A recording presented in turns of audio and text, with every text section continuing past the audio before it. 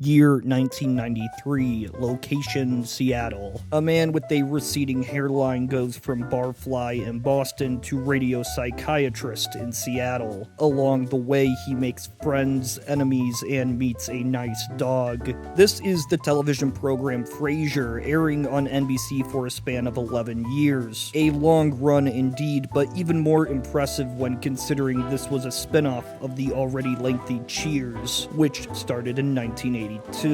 The show's plot begins directly after Cheers. Eager for change, he is spurred to return to his hometown on the West Coast, where much of his family remains. A well-timed guilt trip convinces Frasier into letting his father move in with him, and yes, wacky antics soon follow. Also, they have a psychic British butler. Over the course of 11 seasons, they learn, they laugh, they love.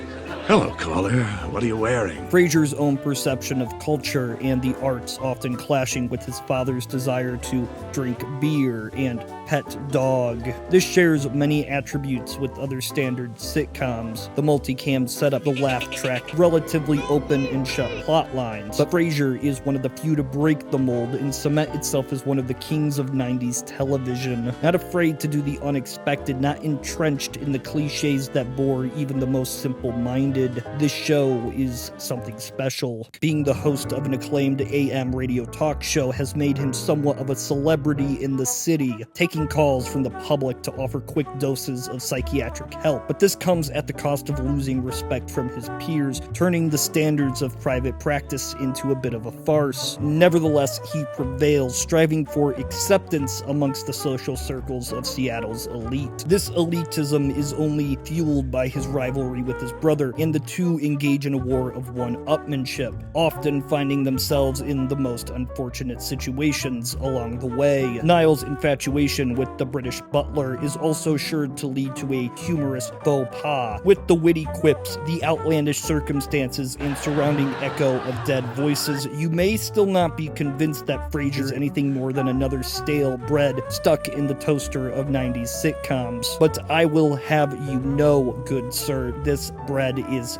fresh. Beyond the comedic elements, this show paints the portrait of a broken man, one burned by past loves, conflicted in his place in society, destined to remain alone forevermore. Even with all his knowledge into the inner workings of the human mind, Frasier is blissfully unaware just how disturbed he is, week after week, making the same mistakes, stroking his overblown ego as a bandage, indulging in his own pretension, never content with what is, only what could be. His entire personality, his likes and dislikes, every action he takes is fueled by narcissism, well hidden by a veil of fake empathy. The opera, the symphony, every answer to every question is rooted in self-obsession, his perception of his own superiority over the common man. In his mind, who else can lead us through this world of pain? No one, but the man that is Frasier Crane.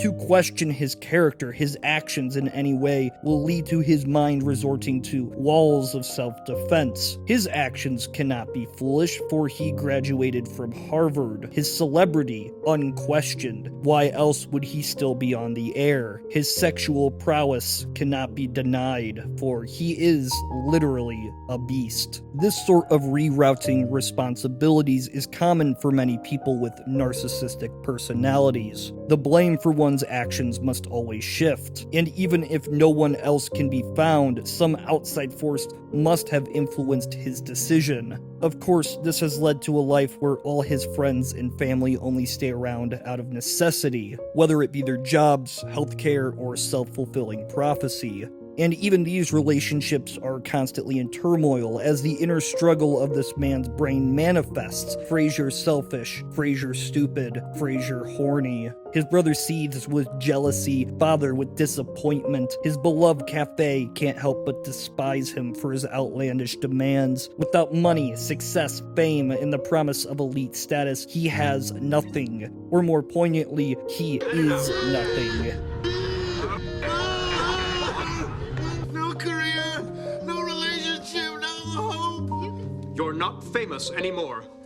Ah! Not anymore, at least. He did at one point strive for more in life, more than a futile attempt to gain the public's undying adulation. These were his days at the local bar in Boston, where everyone knew his name, where a good friend was as easy to come by as a cold draft. But circumstance drove him away. The prospects of success gave him ego, and now he is a king without a castle. At the end of the series, Frasier leaves Seattle, his job, his position in society, in search of something more. His friends and family have found love, joy, things he no longer expects to acquire in the city of broken dreams, abandoning everything he's claimed to have loved, to have worked for over the years, in the search of a better life. In the end, he probably shouldn't have left Boston, left Cheers. These 11 years of trying to make it were in vain, adopting a false altruistic persona and intellectual status to hide the fact that he is a shallow, vapid, balding man. But he can't go back now. The memory's too painful. The refrain of his flaccid whimsy echoes into the night, leaving his home to start anew, and as such, Frasier, I bid adieu. And the dog's cute, so 9 out of 10.